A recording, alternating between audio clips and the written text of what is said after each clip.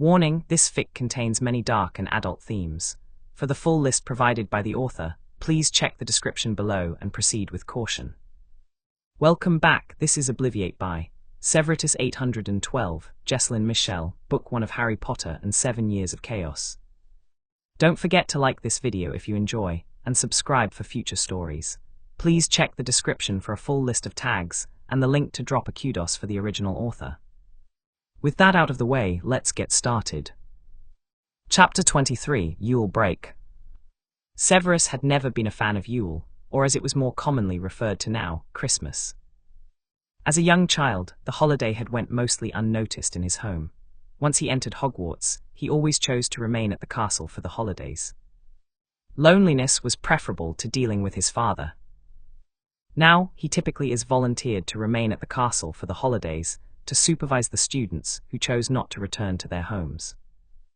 Or, he supposes, the students who had no home to return to. He really did need to begin searching for a suitable placement for Potter this summer. He allowed himself a small chuckle in the privacy of his office as he recalled his last conversation with the child. Potter truly was a wonder, about as far from his father, personality-wise, as a person could be. He wondered how James Potter would feel about his son, the perfect Slytherin. He supposed if the elder Potter had been around to judge his son, that Harry likely would be a much different child. Much less interesting at a minimum. He cleared his mind of his errant thoughts of Potter and returned to the distasteful task before him, wrapping gifts for children. It was his own small tradition. Typically, the Slytherins who remained at the castle for the holidays were the ones who had specific reasons to avoid their homes. So he had decided his first year of teaching that those students would receive a small gift from him to open on Christmas morning. He sighed at his own sentimentality as he signed Potter's with a gentle reminder that he had many allies and friends within the castle who wished him a merry holiday. "I don't got no parents, no real friends, no guardian, who would believe me if I told." Foolish child. He pinched the bridge of his nose as he rehashed the harsher parts of the conversation they'd had. Potter had a cruel, vindictive streak that much was obvious. What was much less obvious, perhaps not even to the child himself, was what had likely triggered this particular bout of cruelty. They were talking about seeing their parents tomorrow, and Parkinson said, "I don't have any family," and I got mad. He had reread that part of Potter's admission multiple times. He would be a liar if he said his heart hadn't constricted, at least minutely, at the thought of Potter sitting in the common room, surrounded by his classmates, cheerful musings on their impending time with their family. It was pitiful, really. Potter had more power than any child, or adult for that matter, should have the right to, and he would likely trade it all for a family. Maybe. The boy was awfully fond of using it to torment his classmates. Not that Severus blamed him. Harry likely would not have had a father to create him if Severus had that much power when he was a student. He sighed again. The child was a difficult puzzle to solve. However, as it is Christmas Eve and Severus' presence is required at the annual staff party, he is a problem to be worked on for another day. Severus left the gifts for the 3 remaining Slytherins on his desk, knowing the elves will relocate them to their proper places tonight, and resigned himself to making an appearance at the staff room. As soon as he entered the staff room, he immediately wished for an illness to strike him, so he could be genuine when he made his excuses to leave. Minerva looked well on her way to being pissed, as well as Rubeus and Pomona. He hated holiday staff parties. The staff believed it brewed closeness and a more familiar workplace, but Severus believed it just caused him to have to brew extra stocks of pep-up potion for Poppy's stores. He snagged a glass of fire whiskey off the table and attempted to sneak off to a corner where he could suffer in silence for an hour or so, then disappear back to his rooms. "Severus, my boy." Unfortunately, he was caught by the headmaster before he could disappear. "Albus," Severus turned towards him and raised his glass slightly. "How are you?" Albus gave him a beaming smile, as if nothing pleased him more than seeing Severus at a mandatory staff party. "So formal, Severus. Come, have a drink, tell me how your classes are going." Severus sighed internally as he followed Albus to a couple open chairs. He hoped he could drag another professor into the conversation quickly so he can make his escape. "So how are your classes going? Any prospective apprentices?" Albus asked as soon as the two sat. He rolled his eyes at the inane question that only Albus would insist upon asking him every year. "No," he drawled, "I will continue my standing custom of not spending more time with any student post-graduation." "One day you will find a student worth spending time with," Albus declared with a wink. "Oh," Severus asked dryly, "did you hear this from Sybil, or have you undertaken seeing as a second occupation?" Albus laughed as if he had told a delightful joke. "Just an old man's intuition," he winked again. Severus could feel his own eye beginning to twitch in exasperation. The old man, intuition, has been ridiculously skewed as of late.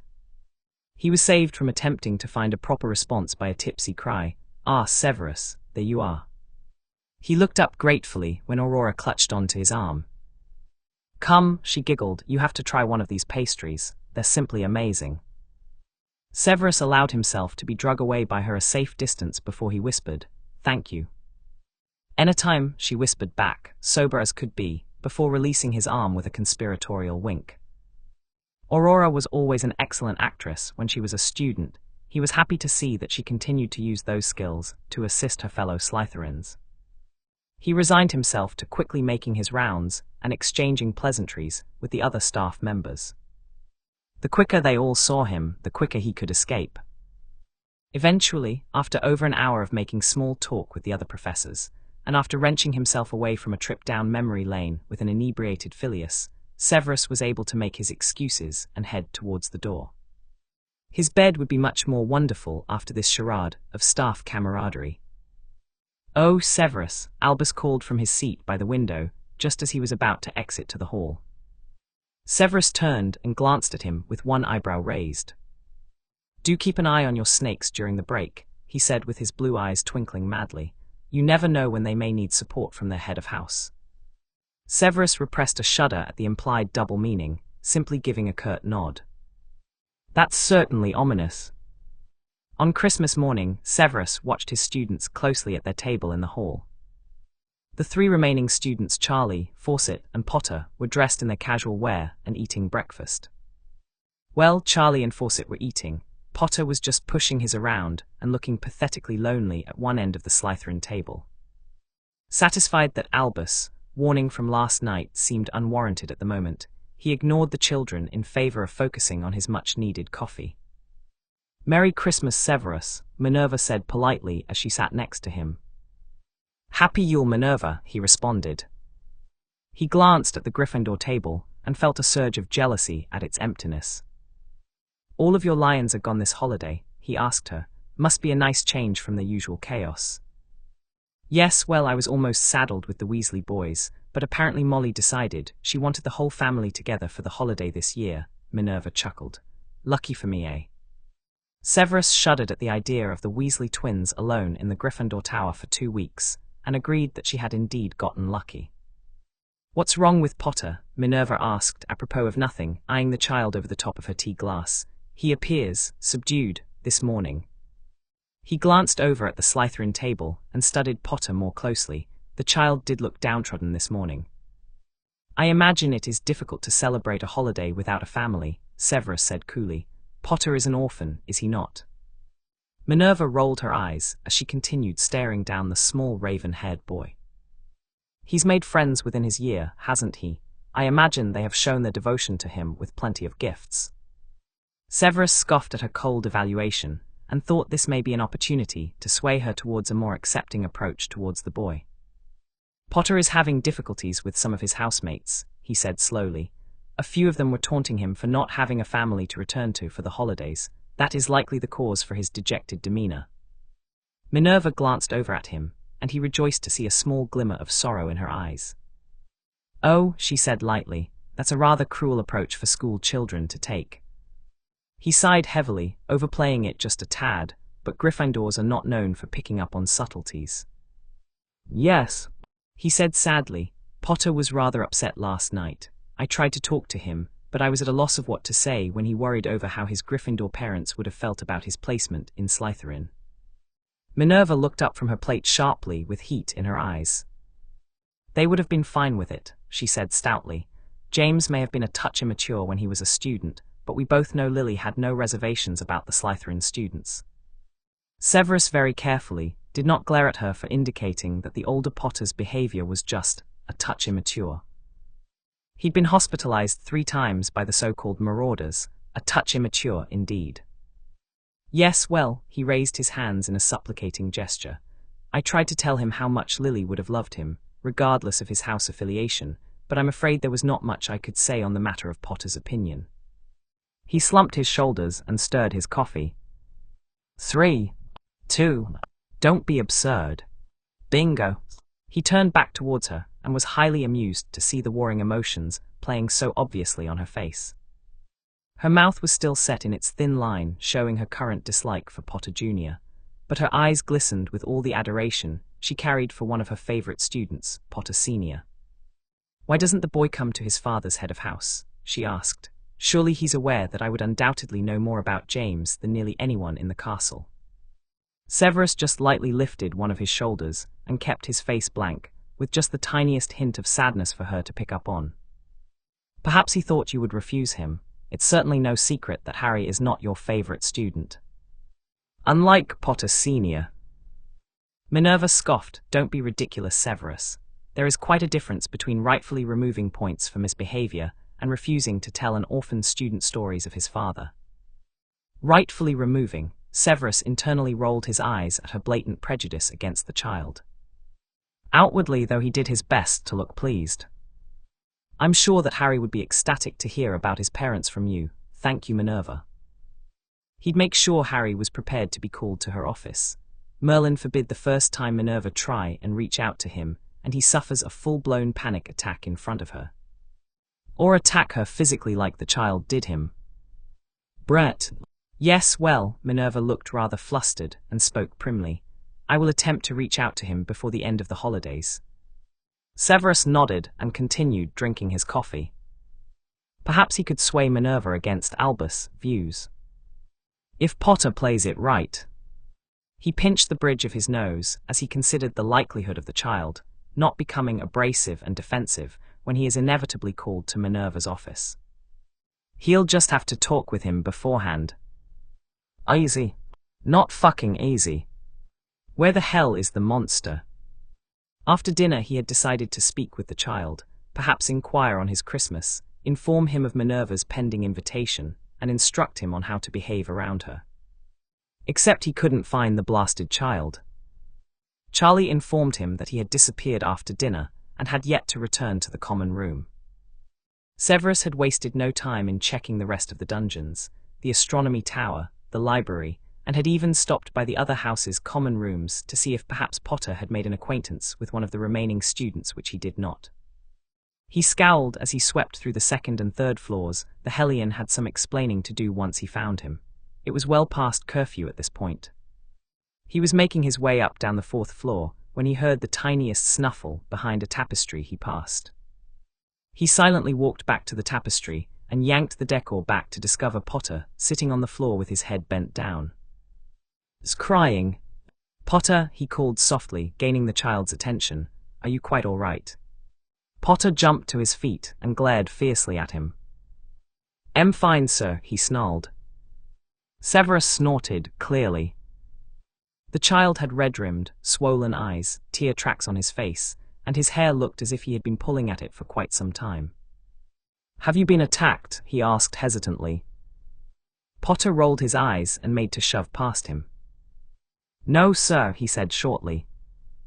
Severus allowed him to pass, and easily kept stride with him, relieved to see the child was headed back to the dormitory.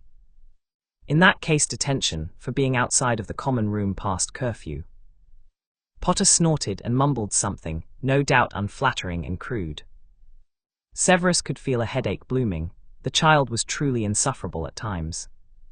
"Where have you been?" he asked him, not expecting a truthful response. "Explorin'" was, of course, Potter's sarcastic response. "What parts of the castle have you been exploring, Potter?" he grit out. His jaw had seemed to have made the decision to tense up against his will. Potter just shrugged. "Dunno, all parts, I reckon."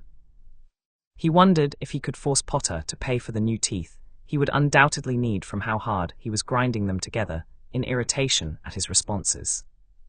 And exploring the castle had somehow caused you to cry behind a tapestry.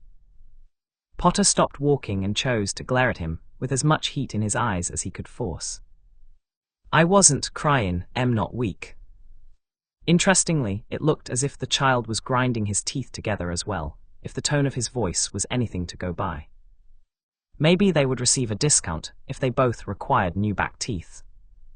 He shook his head to clear his wandering thoughts and took a couple long strides to catch back up to Potter, who was doing his best to quickly make it to the dungeons. I never implied you were weak, Potter, he said casually. I simply wondered what had happened to break your spirit this evening. Nothing, Potter mumbled. Just a long day, wasn't it? Severus hummed in response. Perhaps the child was lonely. Maybe it was just his own holiday tradition to cry on Christmas late at night. Or was it something to do with Albus, who warned him that his students would need extra support during the holiday break? Potter, you haven't seen the headmaster lately, have you? The boy stopped and gave him a curious, narrow-eyed look, before snorting and continuing down the hallway. Nope, why? The meddling old man has caused him to become paranoid. No particular reason, although I imagine that you will be called to Professor McGonagall's office soon. As he had hoped, this information completely distracted Potter from his slip-up regarding the headmaster. Why, sir? Potter looked at him with his eyes wide and his hands trembling. I didn't do nothing, I swear. Severus kept his eyes off the child as he responded quietly. You are not in trouble. Minerva wishes to talk about your father with you, and it would be best if this happened, do you understand? The child has his head down and his arms wrapped around his torso. No, sir, I don't. Severus made a sound of impatience, but truly, how could he expect the child to understand without a proper explanation? Come here. He guided Potter off to the side of the hall and into a more private alcove. He slowly went to place a hand on Boy's shoulder, only to be immediately flinched away from. Potter, listen to me and recognize this for the opportunity it is. Professor McGonagall was overly fond of your father and is under the current belief that you are pinning for stories about the man. He smothered a smirk when Potter scoffed. At least he'd broken out of his fear quickly enough. Play this right, Potter, he hissed softly. Allow yourself to be underestimated by Minerva. I suggest you present yourself as innocent as possible. Weak, pliable, and desperate for stories on the parents you so idolize. The child kicked his red trainers against the floor, before looking up at him curiously. You know, I thought they were just junkies all my life. Didn't even know they were dead till you told me, did I? Why would I want something I can't ever have? Wanting, won't make come back, will it? He laughed lightly, a breathless huff of air, before he answered his own question. No, it won't. It'll just make me weak, easily trapped. Severus thought back to when he believed the child would trade his power for a family. Idiot, he berated himself. He needed to read Potter better. If he could understand the workings of his mind, perhaps he could keep him from following the dark path that Albus continues to stubbornly insist he is set upon. Potter's green eyes were sharp when he stared into Severus' own black ones. I don't like Mackin myself look pathetic without a good reason, sir. How did the hat take so long to sort this tiny first year when there really was no other option? Severus allowed his amusement to shine through his gaze as he quietly asked him, is the possibility of turning an enemy to your side not a good enough reason? Potter's lips curled up into an expression that could almost be called a smile, if it weren't for the sly look in his eyes, nor the dried tears still staining his cheeks. Reckon that's as good of a reason as any, he shrugged casually. One less enemy couldn't hurt. He smirked at how easily Potter had picked up the charade he had laid the groundwork for. Precisely, now come bed, and if I catch you out this late again it'll be a month's worth of detentions. They continued the trek in silence. Severus only broke it once they were outside the Slytherin entrance. Perhaps one of the only benefits of not having your parents is that most people will expect you to want them more than anything. He glanced at the child, who looked thoughtful before continuing. If they believe that you are simply a lost child who solely wants his parents, you will not be perceived as much of a threat. Use that. You are made of stronger stuff than your enemies, but allowing them to think differently only helps you. Potter nodded in understanding. Severus assumed the boy already knew this, but his loathing of appearing weak prevented him from using it. Although he did truly seem to enjoy hearing about his mother, perhaps this meeting with Minerva will help him feel closer to James as well. He'll enjoy hearing about James' vindictive side, anyway. Poor orphan Harry will be on his best behavior. Severus almost laughed outright at the child's attempt to project innocence into his words. Go to sleep, Potter. If he could keep the insane child alive for the next 7 years, at least, he will have a source of never-ending amusement. A few mornings later, Severus was pleased to see Potter give Minerva a shy, fake smile and a small wave at breakfast. I assume you spoke with him, Severus murmured to Minerva behind his usual mug of coffee. Who, Harry? Minerva asked, smiling gently at the boy. Of course I did, I told you I would. She gazed wistfully at Potter for a moment, before turning her attention to her own coffee. Poor child, I don't think anyone ever talked much about his parents before. He was practically on the edge of his seat wanting to hear more. She sighed heavily, before adding what she apparently thought was the most tragic part. Harry didn't even know about James' talent at Quidditch. Severus just hummed in acknowledgement, but he didn't miss that Potter was now Harry. Nor did he miss the child's smug grin, apparently pleased at a job well done. The night before the students were scheduled to return to the castle, Severus was annoyed to be responding to a summons from the headmaster. Severus, Albus cried joyfully when he entered the office. I have wonderful news I wanted to share with you. Severus remained standing, hoping it would expedite the meeting, and raised his brows at the older man. Oh, do share. The Mirror of Erist has been placed in its final destination, Albus declared happily. I was not aware that the mirror was ever not in its proper place, Severus said slowly, feeling a tremor of unease through his stomach. Ah, the headmaster continued, I had moved it temporarily to test a theory. What theory would Albus need a cursed mirror to test?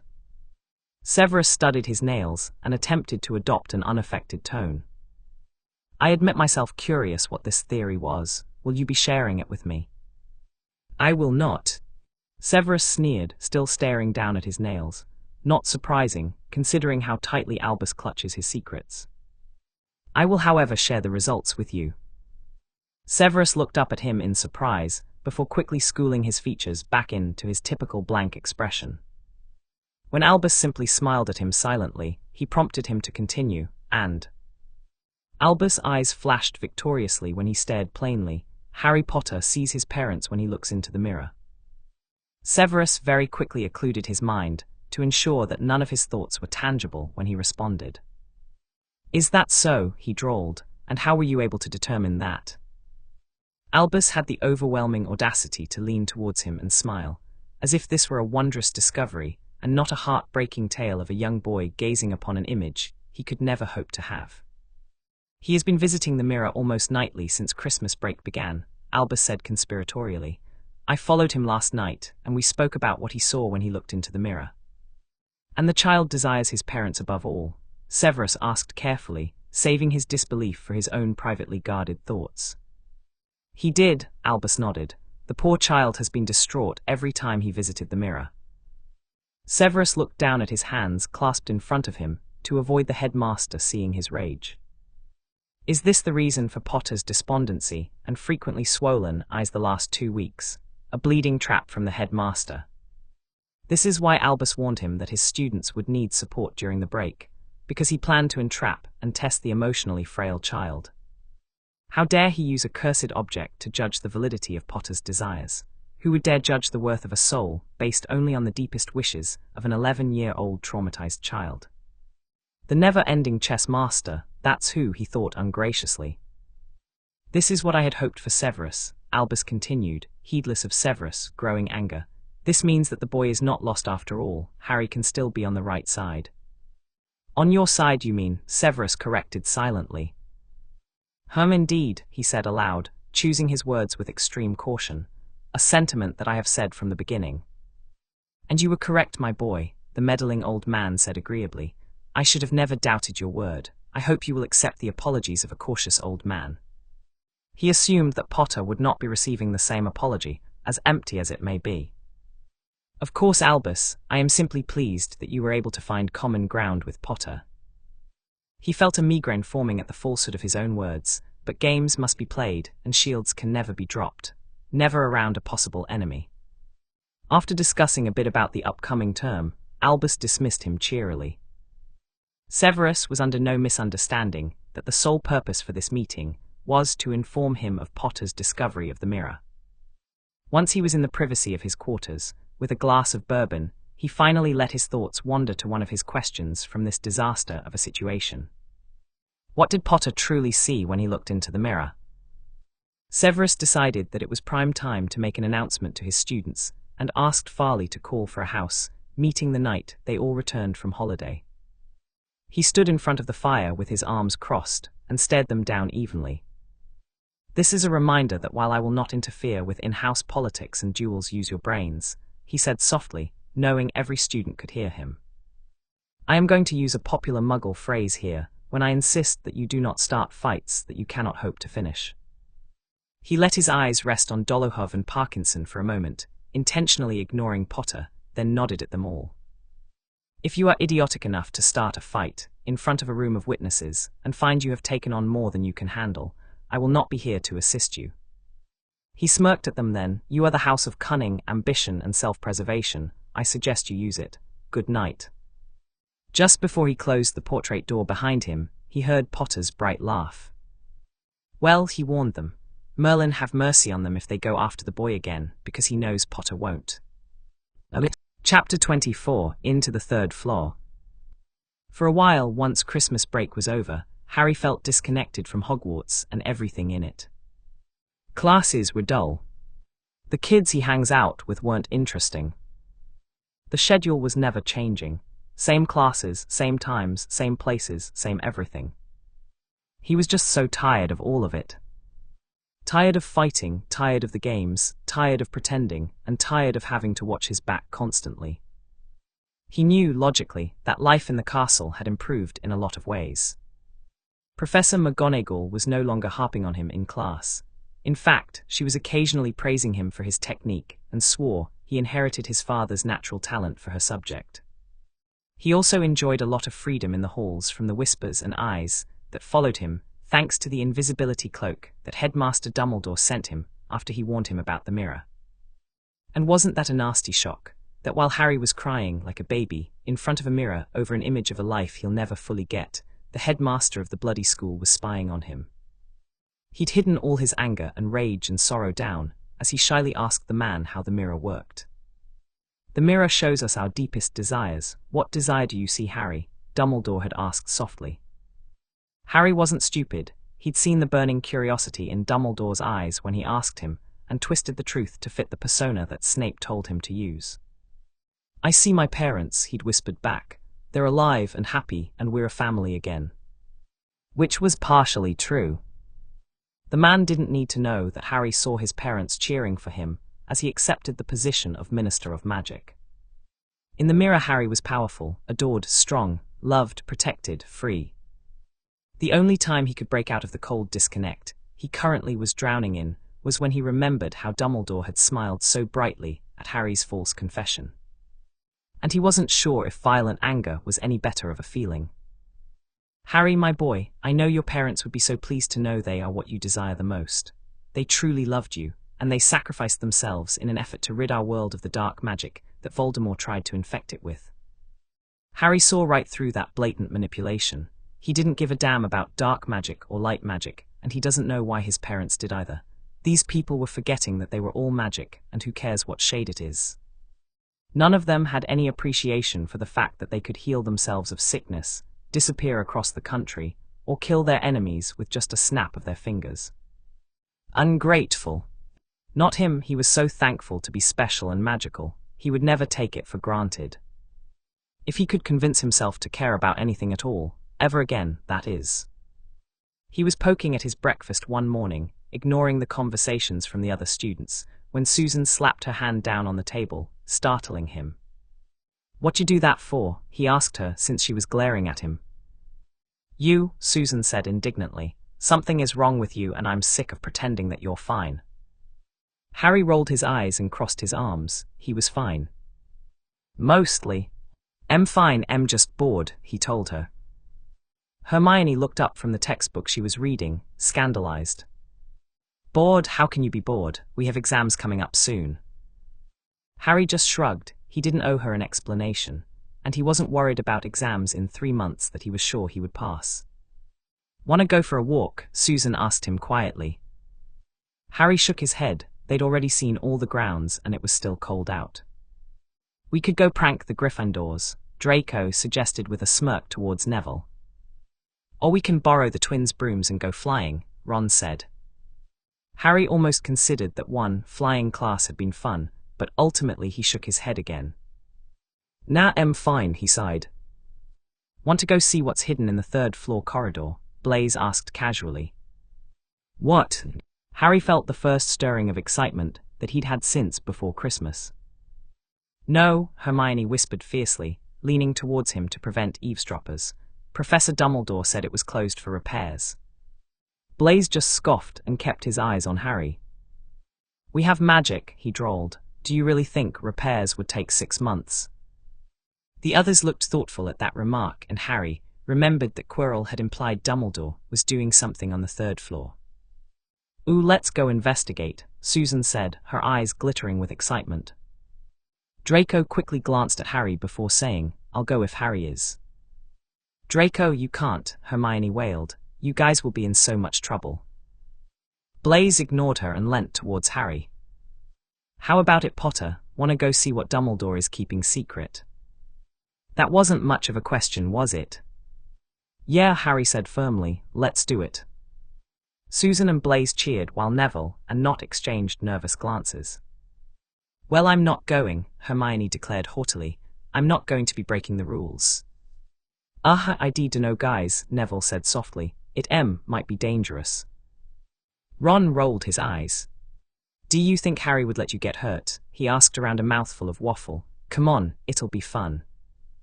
"Professor Dumbledore didn't say that we couldn't go there, he just said it was closed." "See, Nev," Ron gestured at Nott with his fork. "He's right, so come on, it's something to do that isn't studying." "Whoever's common, meet me outside the Slytherin door in 10. I gotta grab something," Harry told them, interrupting the arguments for and against it. He was about to stand up when he thought of something.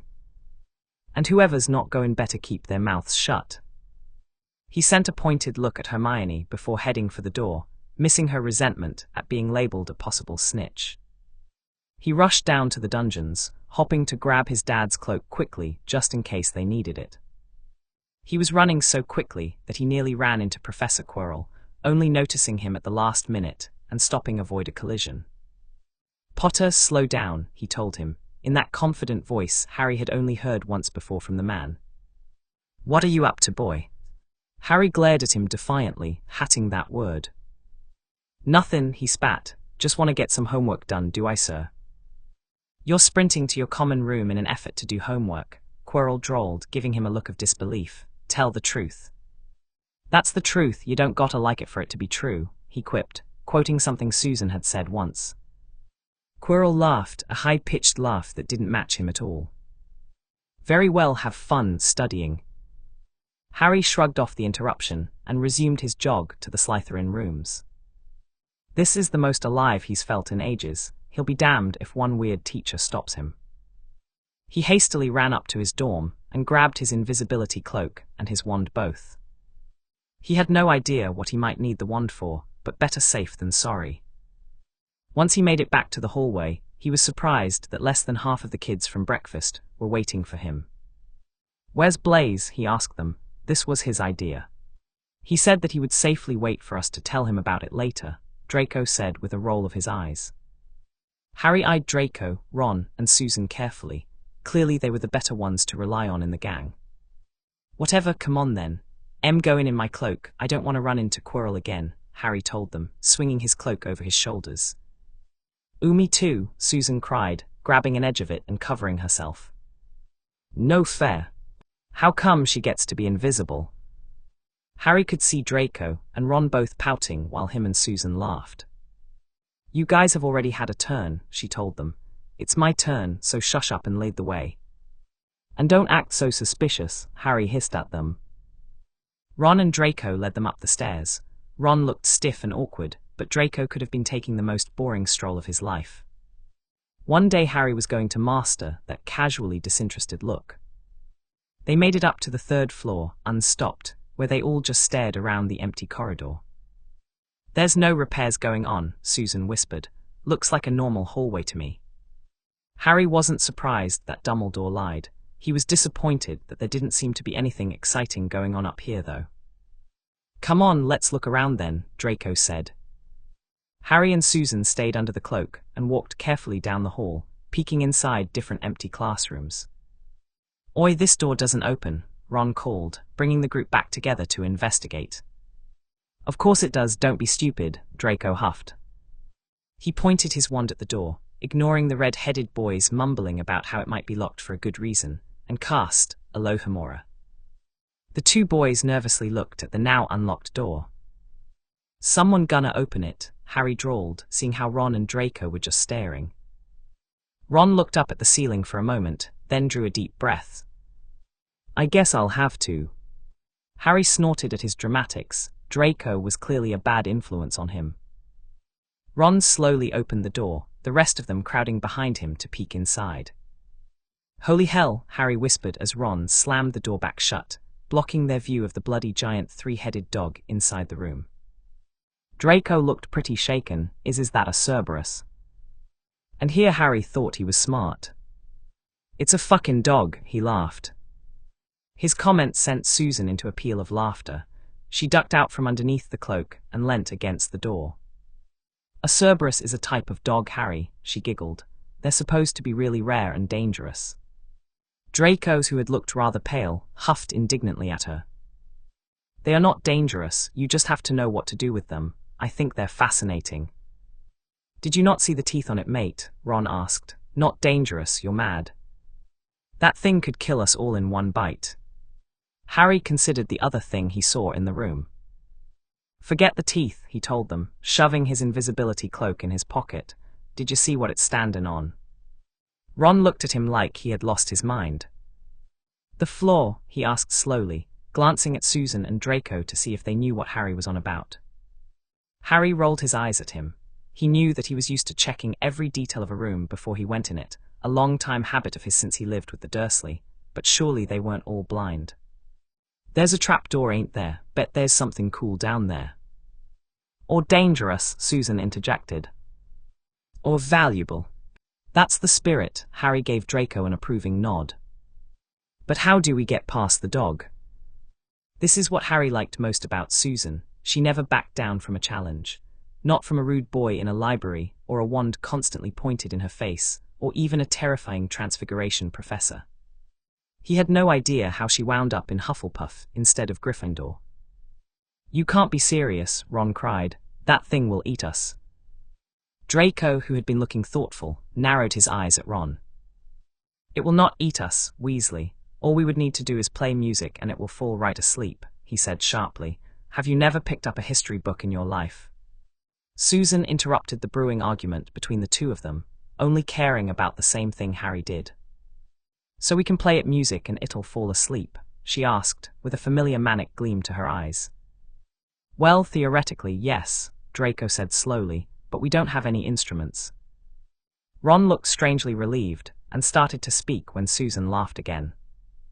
Don't be ridiculous, we don't need instruments, we can sing. Which was almost reason enough to make Harry call the whole thing off. Not singin' to no dog, he muttered darkly, glaring at Susan. She stuck her tongue out at him, immune by now to his glares. Draco, Ron, it's up to us, she said cheerfully. Draco scoffed and stuck his nose up in the air. Malfoys do not sing. Harry gave him one of his sharp smiles and clapped his shoulder, a little too hard to be strictly friendly. You do now. 5 minutes and a butchered rendition of the Hogwarts School song later. The 4 first years stared down the open trapdoor. Gonna jump, Harry eventually said, sick of standing around. Are you sure, mate? Said Ron. It looks like a long drop. Harry rolled his eyes at Ron's fretting, tossed his cloak to Susan, and lowered himself through the hole until he was hanging on by his fingertips. If I don't answer you after I land, Susan, go find Snape quick. Draco and Ron keep singing, so the bloody dog don't wake up and make me even more trapped. Got it? The other kids agreed, so Harry gave them a wink. See you in a minute, I hope. And Harry let go. Cold, damp air rushed past him as he fell down, and Flump, with a funny, muffled sort of thump, he landed on something soft. He sat up and felt around, his eyes not used to the gloom. It felt as though he was sitting on some sort of plant. "It's okay," he called up to the light the size of a postage stamp, which was the open trapdoor. "It's a soft landing, you can jump." Ron followed right away. He landed, sprawled next to Harry. "What's this stuff?" were his first words. "Dunno, some sort of plant thing, I reckon. Draco, jump you chicken shit." Harry heard Susan's distant laugh, which was quickly followed by a soft little oomph, as Draco landed on Harry's other side. "Where are we?" said Draco, squinting to see better in the dark. "Dunno, got here the same time you did, didn't I? Come on, Susan, it's safe." Susan landed right on top of Ron, which set her off into laughter as she scrambled to get off him. "Sorry, Ron," she giggled, "I didn't." She cut herself off with a sharp inhale and began struggling to get to the edge of the room. "Look at your legs," she wailed. Harry was cursing himself for being so bloody stupid now that he saw that his legs were completely entrapped by the vines of the plant. He began struggling and trying to get loose. Draco and Ron, who were both hopelessly tangled as well, were also trying to rip and kick the plant off them. "Stop moving," Susan ordered from her spot of safety against the wall. "It'll just make it worse. I think it's the devil's snare." "Wonderful," Draco snarled. "How do we kill it?" "Hurry," Harry choked, trying to keep the vines off his chest and neck.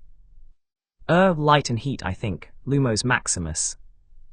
The plant immediately began cringing, crawling, and moving away from the blinding light on Susan's wand. Harry, Draco, and Ron made quick work of scrambling away from the plant over to Susan. "Good one, Susan," Ron panted. "Wait till Neville hears how he missed out on a man-eating plant." "How are we going to get back out?" Draco asked nervously. Harry didn't have an answer for him, so he just shrugged and pointed down the passageway they were in. "Dunno, let's keep going, maybe we'll find something." All they could hear apart from their footsteps was the gentle drip of water trickling down the walls. The passageway sloped downward, and Harry was reminded of Gringotts. "Can you hear something?" Ron whispered. Harry listened. A soft rustling and clinking seemed to be coming from up ahead. "Do you think it's a ghost?" "Dunno, sounds like wings to me." "There's light ahead, I can see something moving." They reached the end of the passageway and saw before them a brilliantly lit chamber, its ceiling arching high above them. It was full of small, jewel-bright birds, fluttering and tumbling all around the room. Harry saw that against a far wall there were 2 broomsticks, and on the opposite side of the chamber was a heavy wooden door. "Do you think they'll attack us if we cross the room?" Susan asked. "Maybe," Harry shrugged. "Guess we'll find out." He took a deep breath, covered his face with his arms, and ran to the other side. He thought that the birds would swoop down and attack him, but they seemed to just be ignoring him. The other 3 followed quickly behind him. He pulled on the wooden door, but it was locked. "Unlock the door, open it." He grit his teeth in frustration when his magic wouldn't open the door for him.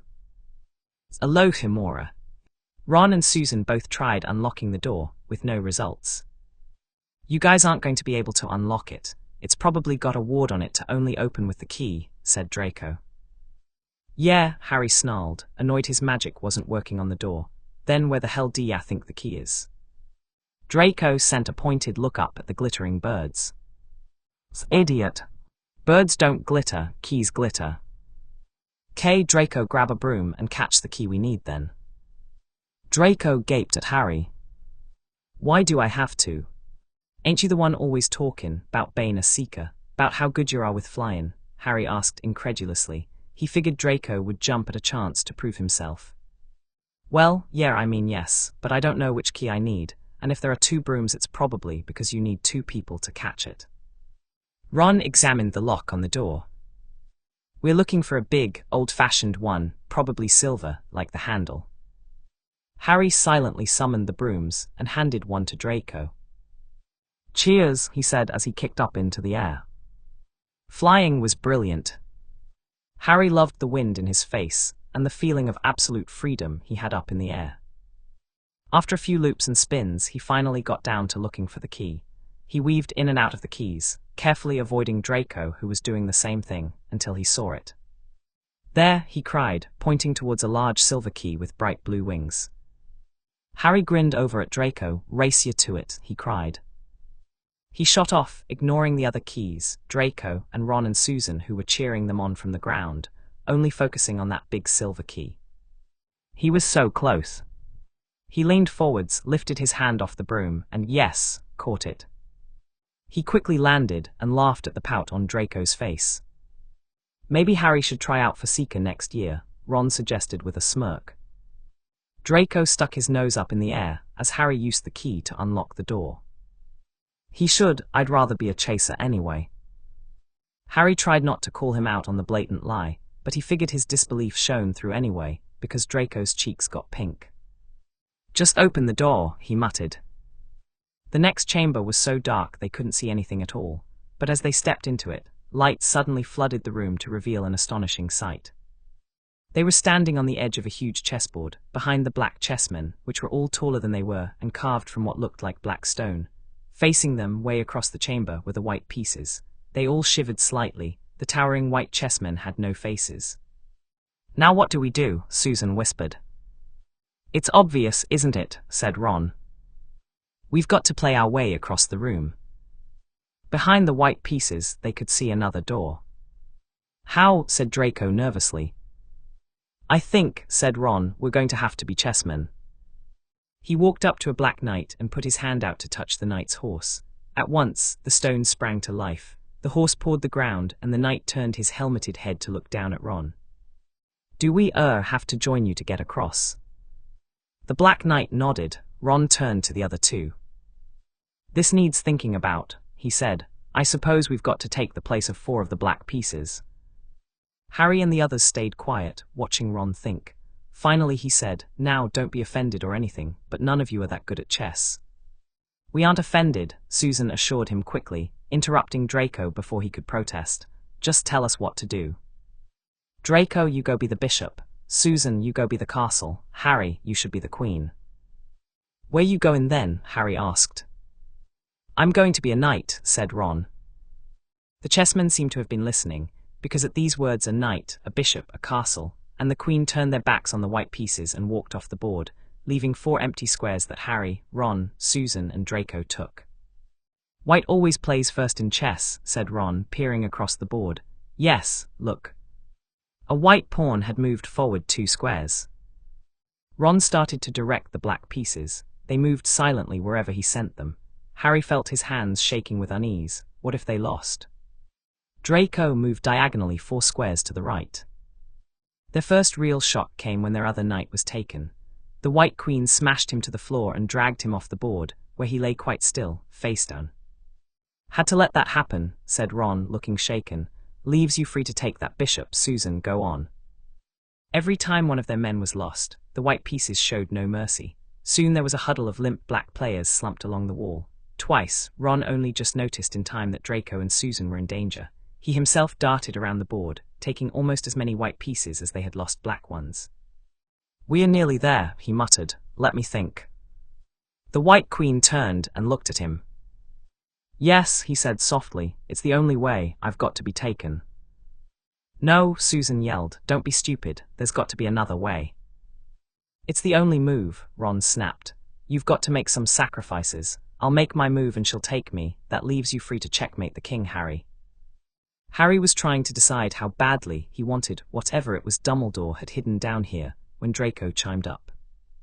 "Weasley, what if you went to e4, then I took the queen at b2, could Harry still checkmate the king?" Ron studied the pieces, silently mouthing moves to himself before beaming at Draco. "Oh, thank Merlin, good catch, mate." Draco snorted, but Harry caught the pleased look in his eyes. A couple of moves later, and the White King begrudgingly tossed its stone crown at Harry's feet. The chessmen all bowed and moved, leaving the next doorway clear. "You would have made an excellent lion," Susan told Ron as they walked through the door. Draco and Harry laughed at Ron's look of bemusement, as if he was unsure whether it was a compliment or insult. At the end of the next passageway was another door. Harry was pretty sick of these damn doors. "My turn to open it," Susan said brightly.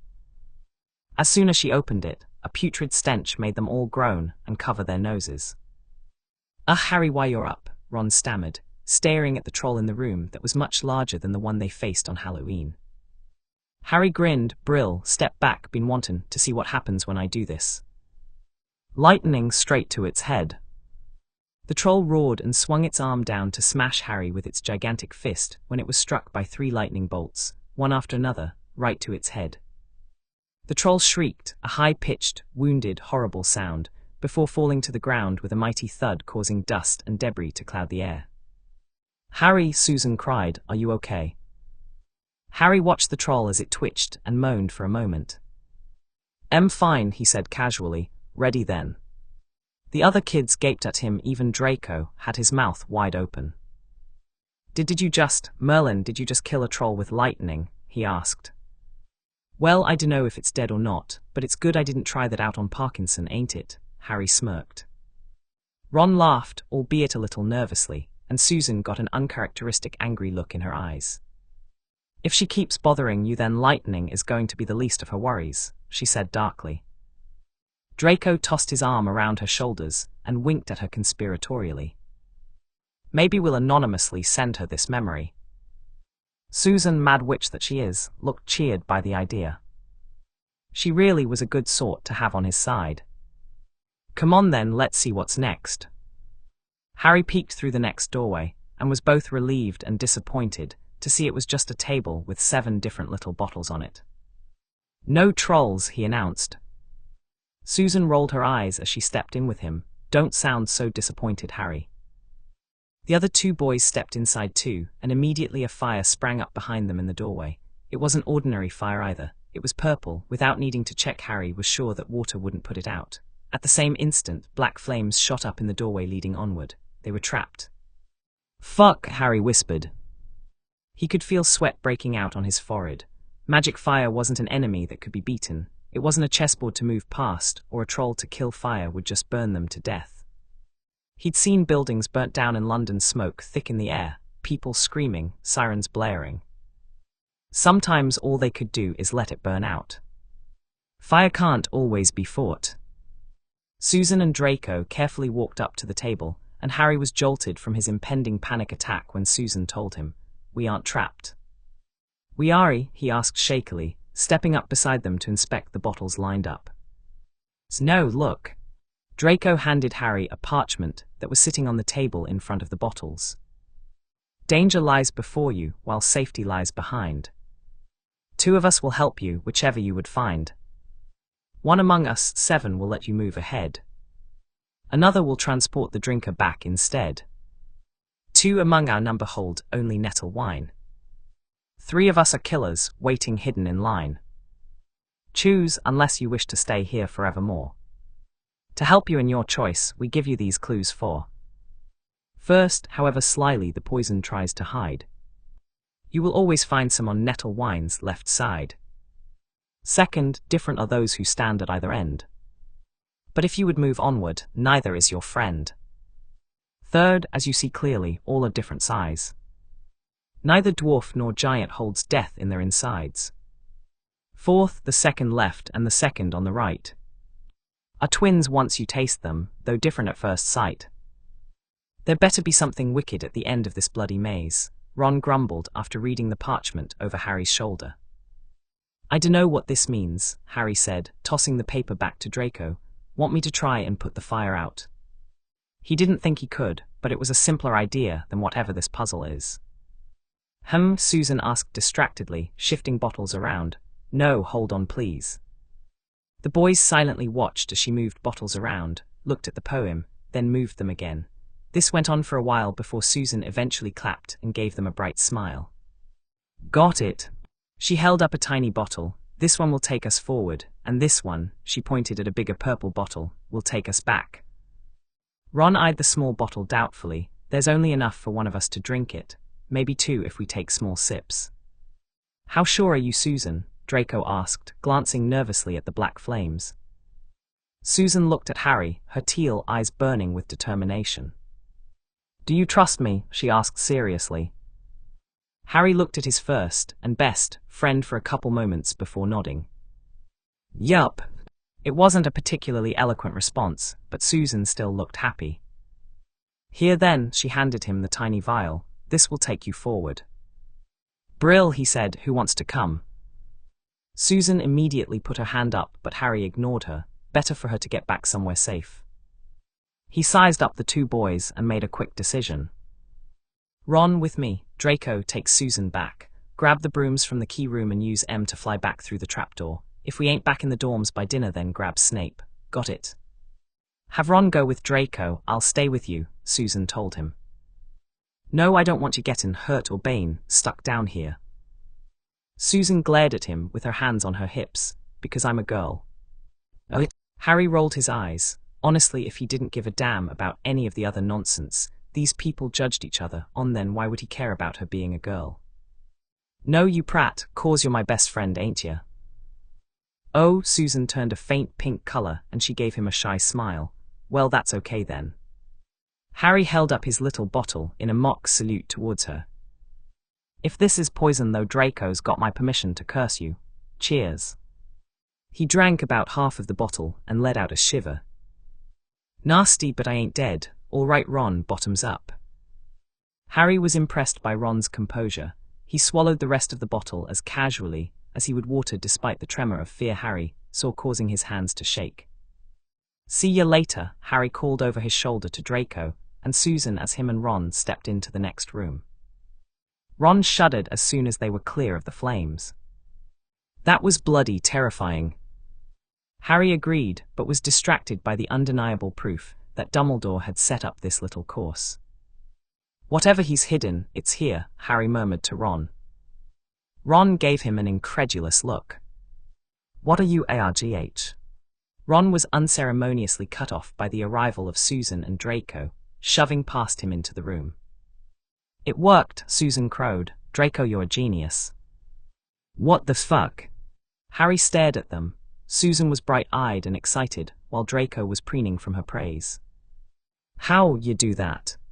Susan pointed out how stupid it was that whoever drank that potion couldn't come back. Susan interrupted Draco's explanation with a wave of her hand, self-refilling bottles. What's this then? She made to move towards dais in the center of the room, and Harry grabbed her by the back of her jumper. Wait, he hissed at her, it's dangerous. What? Draco laughed. How is a mirror supposed to be dangerous? Shut up, Harry whispered, looking around the room carefully. It's a fucking trap. Susan, who was looking around just as diligently as Harry, whispered back, but how do we move on then? Harry didn't see a single other thing in the room, including another door, besides the mirror. This must be the final challenge. Nothing else to do, I guess, he sighed. They all crept carefully up to the mirror, and the other three all gasped at what they saw. Harry kept his eyes on Susan, pointedly ignoring the mirror. Wow, Ron whispered, what is this thing? The Mirror of Desire, Draco responded promptly. How'd you know that? Harry asked him. Draco huffed and pointed at the script over the top of the mirror. I show not your face but your heart's desire. Damn. Do you think it shows the future? Ron asked quietly. No, Susan said sadly, frowning at whatever she saw in the mirror. There's no way, just what you wish you could have. Harry remembered the first conversation him and her had in the library over the summer. My parents were murdered by Voldemort like yours when I was a baby. He felt a swoop in his stomach and didn't need to ask what it was that she saw. "Es all right," he whispered to her, patting her arm awkwardly. You still have your aunt. Susan gave him a grateful smile, and her eyes had a commiserating look that Harry figured only kids, without parents, could truly understand. She stepped away from the mirror and wrapped her arms around herself. So what's next, or is the mirror the prize? Harry shook his head. The mirror was just a trap Dumbledore had set up. He wasn't sure how, but he knew that it was just as much an enemy to be beaten as the dog and the troll were. But if there wasn't anything else to do about it, maybe he should just treat it like the troll. And even if there wasn't some grand prize or rare item to be found, at least that mirror would be gone, and hopefully Dumbledore would be upset about it. Serves him right. Oi, you lot, he called to Draco and Ron, both of which were still staring in the mirror. See me. Both boys let out mournful sighs, taking one last glimpse each at the images they saw, before backing up where Harry and Susan stood. Harry smirked at them. "You're ready?" Ron shook his head no, while Draco opened his mouth to protest. Ready for what? Harry ignored him and looked at the mirror, drawing up his magic. "Dumbledore's a bastard. Blow his stupid mirror up." It was beautiful. The mirror responded, as if it was feeding off Harry's anger. Glass immediately exploded out, creating a shimmering whirl of chaos, flying all around them. Only at the last second did Harry think to throw up a shield, protecting his gang from the majority of the flying shards of glass. He turned his head to grimace in apology to Susan, who had gasped when a shard initially cut her cheek, when something red flying towards them caught his eye. "Duck," he told the other kids, dropping his shield so he could catch the red thing. As soon as the shield was down, Harry jumped in the air to grab the small shining object. He felt some cuts from the glass tear up his robes and his arm, but more importantly he caught the rock. As the glass from the now shattered mirror settled on the ground, Ron, Draco, and Susan stared at Harry as he clutched the rock and laughed hysterically until he felt tears pooling in his eyes. Mate, all right there?" Ron asked hesitantly. Dumbledore is an ass," Harry gasped, trying to control his laughter. "Look," he held up the rock. We almost got ate by a fucking dog, choked by a plant, Ron about died on a chessboard. We could have been squashed by the troll, or died if Susan picked the wrong potion. For a fucking rock." The others still stared at him, as if worried he had lost his mind. "I mean, to be fair, I don't think Dumbledore would be very happy if he knew we were here, or that we had that rock," Susan said slowly. "Maybe we should put it back and leave." "Yeah, Harry, it's probably getting late. I bet we missed lunch. We should probably go," Draco added. Harry, finally finished with his laughing fit, agreed. "Yeah, let's get out of here before the bloody headmaster shows up." Draco raised a single blonde brow at Harry, who grinned knowingly at him. "What?" he asked innocently. "You're keeping the rock, aren't you?" Draco asked. "Yup." Ron and Susan laughed, while poor Draco's lips seemed to be torn between twitching in amusement or curling with a rebuke. "Forget it," he sighed. He handed Harry the tiny vial of potion that let them pass the black flames. "Drink up, Potter." Once they exited the corridor, Harry smiled brightly at the other kids, patting his pocket happily. He can't believe how cold and unfeeling he had been this morning. This is how he always wants to feel excited and alive. He didn't know what the red rock was for, or why Dumbledore hid it in an obstacle course, but he hopes it's important, and he hopes the headmaster panics when he finds out it's missing. He was so caught up in his fantasy of the headmaster freaking out and crying over his stupid rock that Ron's sudden whimper of surprise, in the middle of his tirade on how they should have kept the brooms, made him jump. "Bloody hell, Ron," he grumbled. "What you do, th?" His question died in his throat as he looked where his gaze was and paled at the man standing in front of them. Well, what's going on here?" Professor Quirrell was leaning against the banister for the stairs, twirling his wand, effectively blocking the exit for the floor. "Now," he spoke softly, locking eyes with Harry, "what kind of homework results in 4 students being covered in blood and scrapes?" "Fuck.